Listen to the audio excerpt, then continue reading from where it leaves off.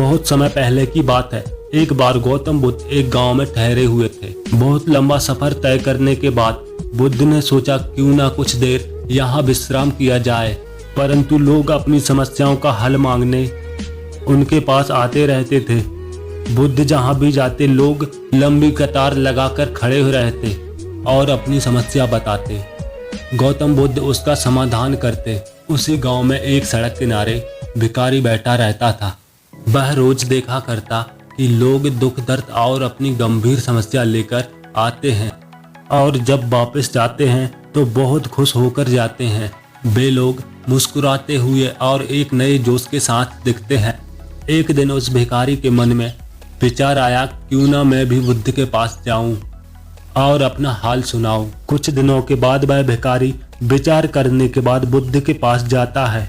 जब भिखारी वहां पहुंचता है तो देखता है लोग लंबी लाइन लगाकर खड़े हुए थे और एक एक कर अपनी समस्या का समाधान लेकर जा रहे थे। गौतम बुद्ध के चेहरे पर हमेशा एक मुस्कान रहती है और ऐसे ही बुद्ध सभी की समस्याओं का समाधान करते हैं। भिखारी की बारी आई तो वह बुद्ध के पास पहुंचकर सबसे पहले उन्हें प्रणाम करता है। फिर कहता है, हे भगवान, यहाँ पर सारे लोग सुखी और समृद्ध दिखाई दे रहे हैं, सिर्फ मैं ही अकेला दुखी हूँ। मुझे ही जीवन में दुख झेलना पड़ रहा है। मैंने किसी के साथ बुरा भी नहीं किया, फिर मेरे साथ ऐसा क्यों होता है? मैं ही गरीब और निर्धन क्यों हूँ?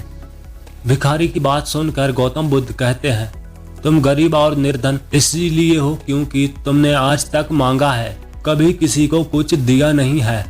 बुद्ध की ये बात सुनकर वहां खड़े लोगों के मन में एक सवाल उठने लगा कि आखिर ये तो गरीब है, ये भला किसी को क्या दे सकता? महात्मा बुद्ध से वह भिखारी, मैं भीख मांग कर गुजारा करता हूँ, दूसरे लोगों को भला मैं क्या दे सकता हूँ?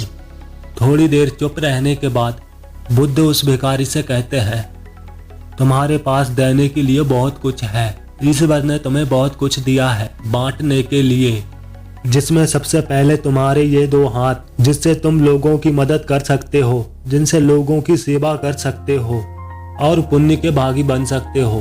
फिर तुम्हारे पास मुस्कुराहट है जिसकी कोई कीमत नहीं होती, जिसे देकर तुम दूसरों में एक नई ऊर्जा का संचार कर सकते हो। ईश्वर ने तुम्हें मोह दिया है जिससे दो मीठे शब्द बोलकर दूसरों को खुश कर सकते हो। ईश्वर ने जिन्हें ये तीन चीजें दी है उन्हें कभी कोई निर्धन और दुखी नहीं कर सकता।